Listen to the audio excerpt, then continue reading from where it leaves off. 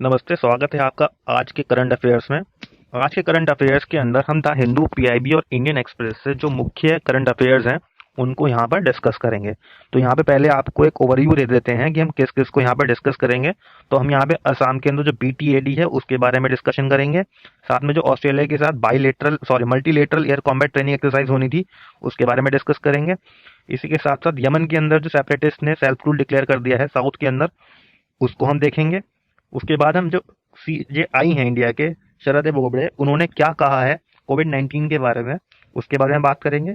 Saudi Arabia ने जो flogging के जो कोड़े मारना है उसको अबॉलिश कर दिया है, उसके बारे में डिस्कस करेंगे। साथ में जो चंद्रमा का यूनिफाइड जियोलॉजिकल मैप बनाया गया है उसको देखेंगे। साथ में क्यूरी फैमिली ने जो नोबेल प्राइज जीते हैं उसके बारे में हम डिस्कशन करेंगे। इसके साथ साथ रोहतांग पास, सीईआरटी, इनके साथ हम अपने इस डिस्कशन का एंड करेंगे। तो चलिए शुरू करते हैं।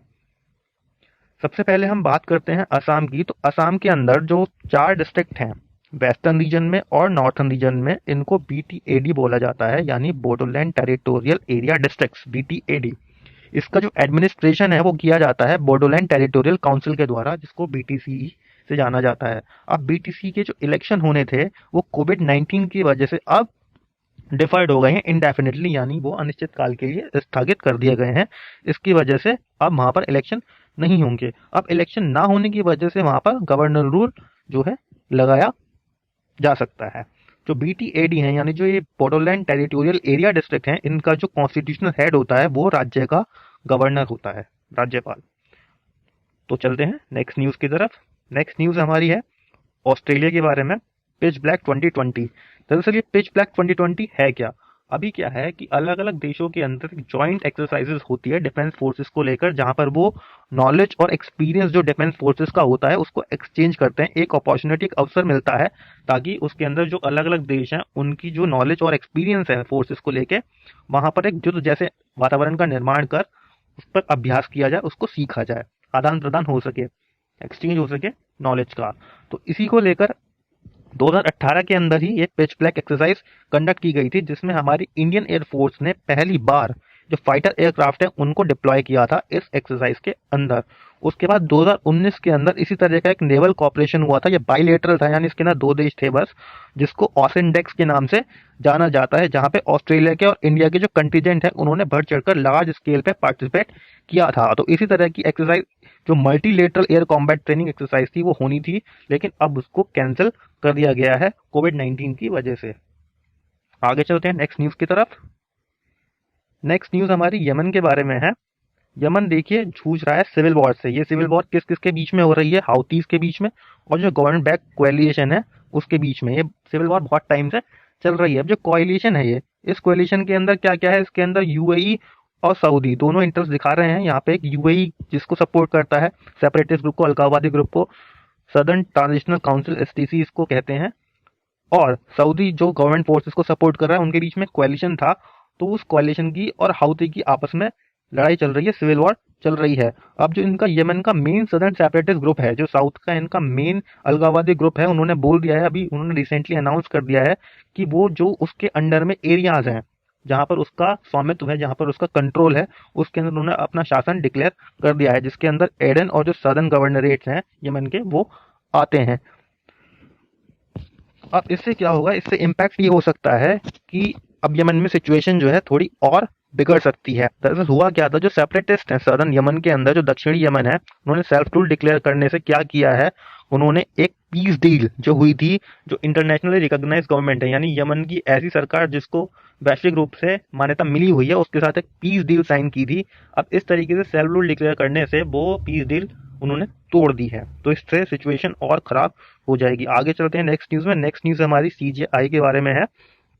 Chief justice of India S A Bobde ने अभी एक इंटरव्यू में कहा है कि जो एग्जीक्यूटिव है उनके पास बेहतर संसाधन है कोविड-19 से लड़ने के लिए, और जुडिशियरी और लेजिस्लेचर जो है उससे ज्यादा अच्छा काम ग्राउंड लेवल पे एग्जीक्यूटिव कर सकते हैं। उन्होंने बोला, इसके अंदर उन्होंने 3 M's को इन्होंने बोला। 3 M's के अंदर उन्होंने फर्स्ट बोला मैन, मटेरियल और मनी। उन्होंने बोला कि एग्जीक्यूटिव के पास मैन भी है, मटेरियल भी है और मनी भी है, ताकि वो इसको अच्छी तरीके से सिचुएशन को, कोविड-19 क्राइसिस को डील कर सकें। उन्होंने बोला कि कोर्ट जो है वो ये डिक्टेट नहीं कर सकता है सरकार को कि वो कब और कहां पर कितने सोर्सेस लगाएं। उन्होंने बोला कि जो कोर्ट्स हैं वो वर्तमान समय में, वर्तमान क्राइसिस में केवल यह सुनिश्चित कर सकती हैं कि जो रूल ऑफ लॉ है वो अथॉरिटीज के द्वारा फॉलो किया जाए जब वो एग्जीक्यूटिव और एडमिनिस्ट्रेटिव फंक्शंस का निर्वहन कर रहे हों।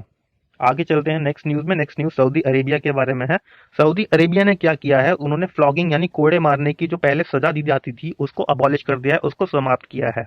ये पनिशमेंट फॉर क्राइम यूज होता था, यानी वहां पर किसी भी क्राइम के पनिशमेंट देने के लिए कोड़े मारने की सजा दी जाती थी। अब उन्होंने कोड़े मारने की सजा को विड्रॉ कर लिया है। अब जजेस को या तो फाइन लगाना होगा या फिर जो जेल सेंटेंस है यानी जो जेल की सजा है वो देनी होगी। अब कोड़े मारने की सजा जज वहां पर नहीं दे सकते हैं। ये रिफॉर्म किस लिए हुआ है, ये रिफॉर्म हुआ है कि जो वहां पर किंगडम है उसको बिल्कुल साथ साथ लाया जा सके जो इंटरनेशनल ह्यूमन राइट्स के नॉर्म्स हैं कॉर्पोरल पनिशमेंट के लिए। कॉर्पोरल पनिशमेंट यानी जो सजा होती है, जब मृत्यु की सजा या फिर ह्यूमंस को जो सजा दी जाती है, उसके लिए जो इंटरनेशनल ह्यूमन राइट्स निर्धारित हैं उनको किंगडम के साथ लाइन में लाइन उनमें सामंजस्य स्थापित यानी वो उसके साथ बराबर के रूप में खड़े हो सके, इसलिए इन्होंने इसको विड्रॉ कर लिया है। इससे पहले भी MBS यानी मोहम्मद बिन सुलेमान जो क्राउन प्रिंस हैं सऊदी के, उनके नेतृत्व के अंदर 2018 में सऊदी ने जो विमेन ड्राइवर्स हैं यानी जो महिला हैं वहां पर कार नहीं चला सकती थी, ड्राइव नहीं कर सकती उसका भी बैन उन्होंने वहां से हटा लिया है। इसी तरीके से वहां पर विमेन फुटबॉल मैच नहीं देख सकती थी, उस बैन को भी वहां पर उन्होंने हटा लिया। इसी तरीके से वहां पर उन्होंने women not requiring permission from the male guardians to apply for a passport anymore, यानी वहां पर पासपोर्ट के अप्लाई करने के लिए पहले जो परिवार के जो पुरुष सदस्य हैं या पुरुष परिजन हैं उनसे परमिशन लेनी पड़ती थी, तभी वो अप्लाई कर पाती थी। इस बैन को भी वहां से हटा लिया गया है। आगे चलते हैं नेक्स्ट न्यूज में।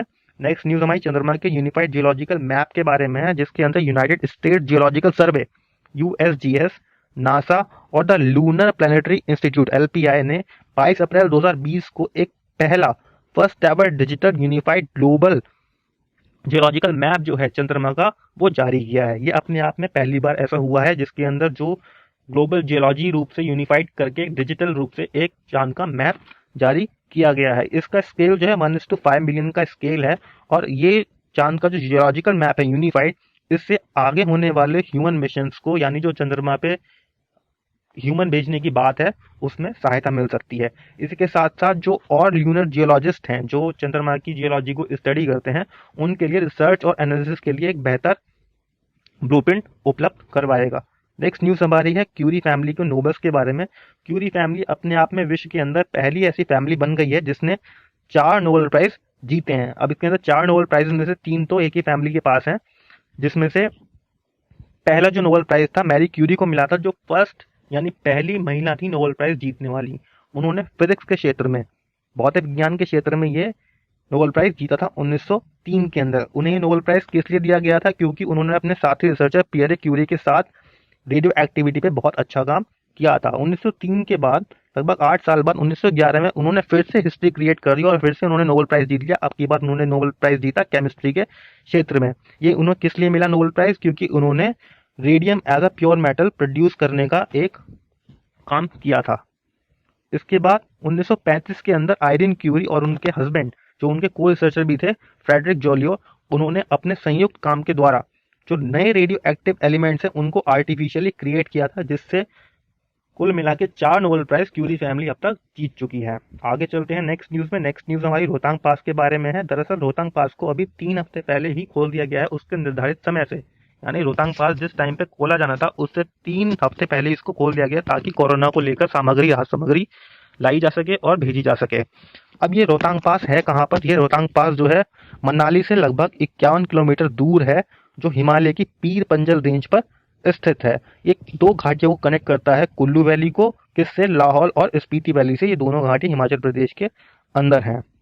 इसी तरीके से जो रोहतांग पास है उसके पश्चिम इलाके में वेस्ट में रिवर रावी भी बहती है।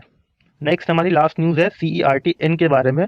CERT-N क्या है, दरअसल ये एक Indian computer emergency response team है जिसको सरकार के इंफॉर्मेशन टेक्नोलॉजी सिक्योरिटी ऑर्गेनाइजेशन के द्वारा बनाया गया है। ये Indian department of information technology ने इसका निर्माण 2004 में किया था और उसके अंडर में ही ये ऑपरेट होती है। इसका काम क्या है, मुख्य रूप से जो 2008 के अंदर इंफॉर्मेशन टेक्नोलॉजी अमेंडमेंट एक्ट आया था उसके ना जो भी सारी बातें एडमिनिस्ट्रेशन के लिए बताई गई हैं उसका काम पूरा CERT-N देखे की ये कंप्यूटर सिक्योरिटी से जुड़े जितनी भी घटनाएं हैं उसकी वल्नरेबिलिटी और इफेक्टिव आईटी सिक्योरिटी प्रैक्टिसेस को प्रमोट करने के लिए पूरे देश में CERT-in रिस्पॉन्सिबल है। तो इस तरीके से हमने सारे आर्टिकल्स डिस्कस किए। आशा करते हैं आपको समझ आए होंगे। आप इनका रिवीजन कर सकते हैं। इसकी PDF फाइल टेलीग्राम चैनल पे हम शाम को 10 बजे डाल देंगे। बाकी जुड़े रहिए, कल फिर से हम इसी तरह की नई वीडियो के साथ आएंगे। धन्यवाद।